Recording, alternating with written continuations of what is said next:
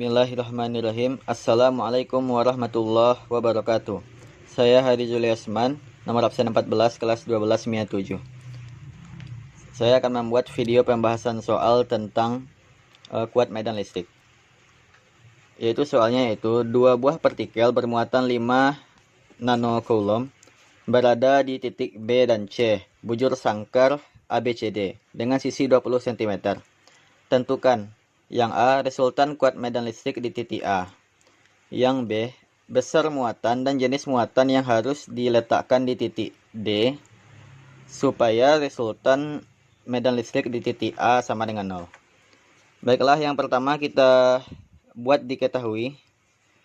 Yang diketahui yaitu bujur sangkar ABCD.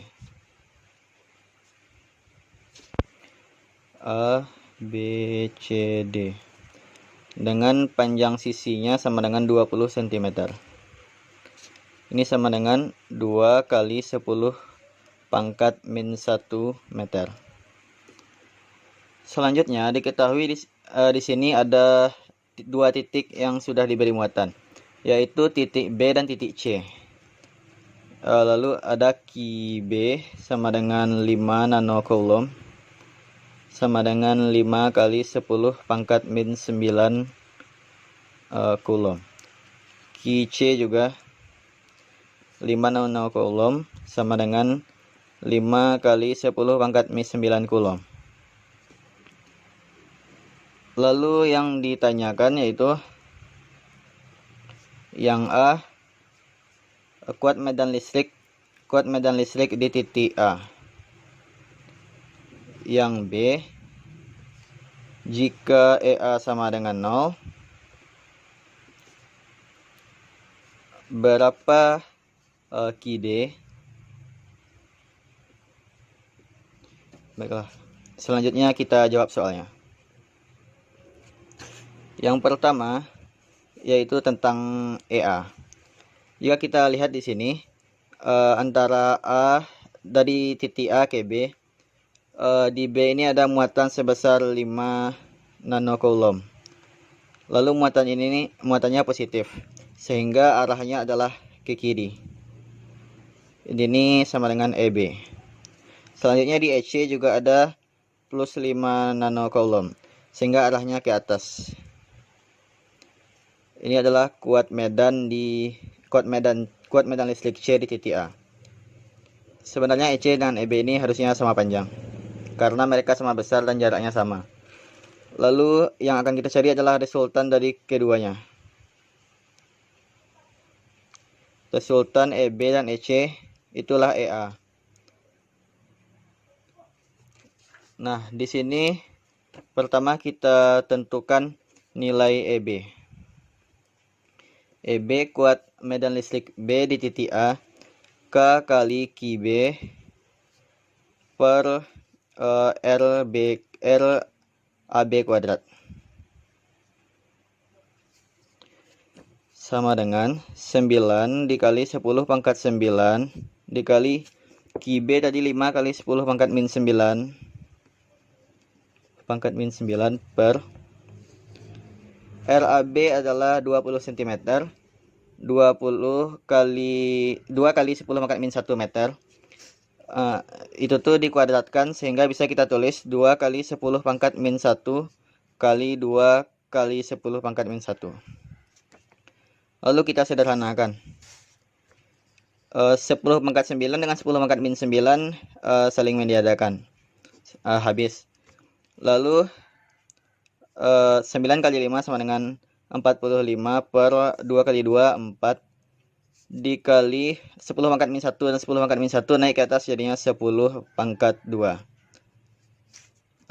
Ini satuannya adalah Newton per Coulomb. Lalu kita cari EC. Dapat kita lihat bahwa muatan EC dan EB sama. Lalu jarak EC ke A dengan jarak B ke A juga sama. Sehingga kesimpulannya EC sama dengan EB. Sama dengan 45 per 4 kali 10 kuadrat Newton per Coulomb. Selanjutnya, untuk mencari EA berarti EB dan EC kita resultankan. EB dan EC membentuk sudut 90 derajat. Jika EC kita geser ke sini, maka kita akan mendapatkan segitiga siku-siku. Segitiga siku-siku sama kaki. Yaitu sama kakinya EB ke A dan EB ke EA. Jadi kita menggunakan Pitagoras untuk menentukan berapa EA. Yaitu Pitagoras berarti EA sama dengan akar dari EB dikuadratkan tambah EC dikuadratkan. Sama dengan akar dari EB dikuadratkan. Tadi kita tahu bahwa EC sama dengan EB, jadi kita ganti saja EC dengan EB. Sehingga di sini juga EB dikuadratkan. Berarti ini sama dengan akar 2 kali EB dikuadratkan. Sama dengan EB akar 2. Jadi EA sama dengan EB akar 2. Dan kita sudah mengetahui bahwa EB sama dengan 45/4 kali 10 pangkat 10 kuadrat Newton per Coulomb. Sehingga dapat kita tulis EA sama dengan 45/4 akar 2 kali 10 kuadrat Newton per Coulomb. Itulah jawaban untuk pertanyaan A. Selanjutnya ke pertanyaan B. Jika EA sama dengan 0, QD sama dengan. Jadi pertanyaan B ini kita memberi sebuah muatan di titik D. Tepat di titik D harusnya. Lalu EA-nya sama dengan 0. Agar EA sama dengan 0, berarti kita resultankan muatan antara EA dengan ED di titik A. Dan resultannya itu harus membuat EA sama dengan 0. Sehingga arahnya harus berlawanan dengan EA. Jadi inilah ED. Ini lurus sampai ke titik D. Ini ED. Agar didapatkan muatan yang menuju ke titik D, berarti kita tahu bahwa muatan D, QD negatif.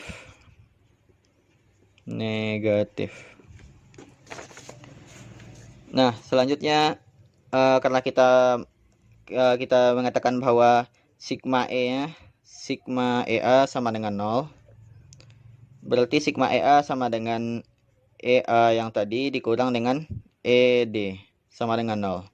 Sehingga EA sama dengan ED. Lalu kita sudah punya nilai EA, yaitu 45/4 akar 2 kali 10 kuadrat. Kita substitusi ke sini. 45/4 akar 2 kali 10 kuadrat Newton per Coulomb. Sama dengan ED. ED ini berarti kita cari dengan rumus kuat medan. Yaitu K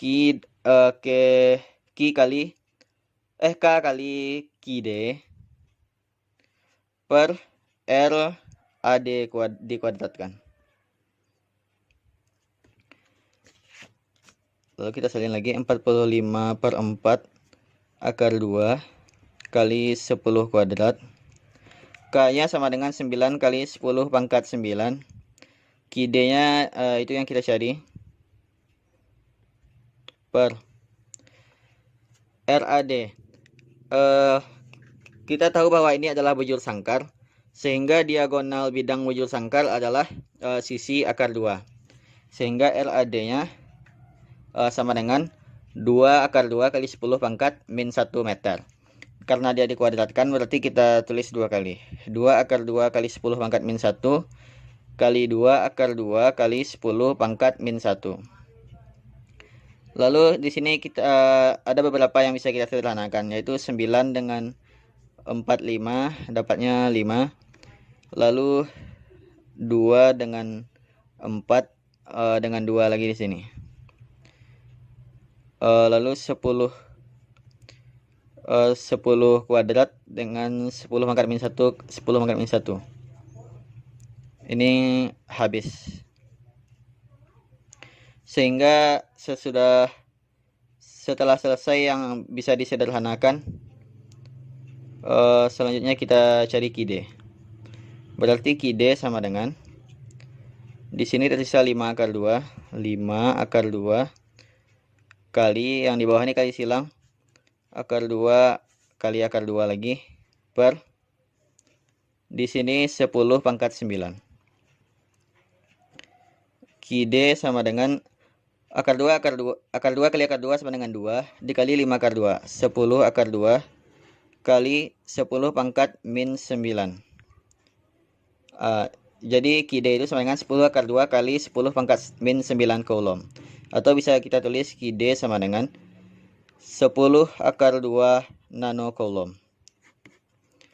Baiklah, itulah jawaban untuk pertanyaan B. Jadi jawaban dari soal ini untuk pertanyaan A yaitu EA sama dengan 45/4 akar 2 kali 10 kuadrat Newton per coulomb. Sedangkan untuk pertanyaan B, Qd sama dengan 10 akar 2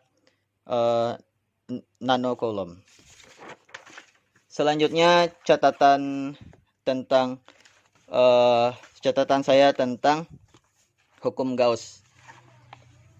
Tugas yang kedua yaitu catatan tentang hukum Gauss. Berikut catatan yang telah saya buat tentang hukum Gauss. Baiklah, inilah catatan saya tentang hukum Gauss. Yang pertama tentang pengertian hukum Gauss, lalu flux listrik, perumusan hukum Gauss, dan setelah itu penerapan hukum Gauss. Yang pertama pada keping sejajar, dan yang kedua pada bola konduktor berongga, yaitu dalam kondisi di dalam bola, lalu di kulit dan di luar bola. Baiklah, sekian tugas saya. Terima kasih. Mohon maaf atas kesalahan. Wabillahi taufik wal hidayah. Wassalamualaikum warahmatullahi wabarakatuh.